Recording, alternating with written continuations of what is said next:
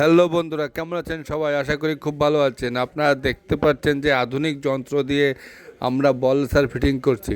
মনে করেন পিটিএ লাগালে কিন্তু বল রেসার অ্যাকুরেট ফিটিং হয় না, এদিক ওদিক টাল হয়ে যেতে পারে।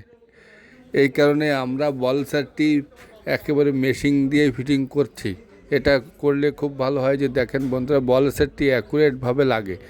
এভাবেই করলে কিন্তু বল রেসারটা অ্যাকুরেটভাবে ফিটিং করা যাবে, কোনো ঝামেলা হবে না, কোনো টাল হবে না। এইভাবেই কিন্তু বল সেটটা লাগাতে হবে। দেখেন বন্ধুরা, এই বল সেটটি লাগানো হয়ে গেছে এবং এর এই যে গুঁড়া রেসারটি আছে এটা কিন্তু পিটিএই বসাতে হবে, কারণ এটা পিটিএ না বসালে এর কোনো যোগান হয় না, এখনও বের হয়নি। এই জন্য আমরা জোগাড় পাইনি বলে এটাকে পিটিএ লাগাচ্ছি। এরপরে এটাকে গুঁড়া ঠিক মতো মুছে এরপরে এর এই যে গুঁড়ায় গ্রিস করব এবং বল দেব, বল দিয়ে লাগাবো। এই দেখেন বন্ধুরা, এই যে গ্রিস করেছি এবং এই যে বলের সাইজের চুরিটি আছে সেটি বসিয়ে দিচ্ছি এবং উপরেও গ্রিস করে দিতে হবে। খালি চুরি কিন্তু লাগালে হবে না, এটিকে গ্রিসও করতে হবে। গ্রিস না করলে কিন্তু অ্যাকুরেট হবে না, কারণ গ্রিস দিতেই হবে।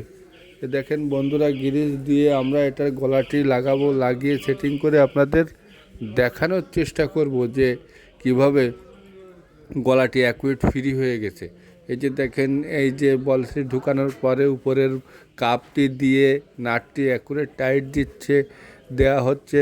এরপরে আপনার গলার হ্যান্ডেলটিও লাগাবো। লাগানোর পরে আপনাদের দেখানোর চেষ্টা করব যে গলাটি কী সুন্দর ফ্রি হয়েছে। এই যে দেখেন বন্ধুরা, গলাটি অ্যাকুরেট ফ্রি হয়ে গেছে, কোনো দিক কোনো টান নাই।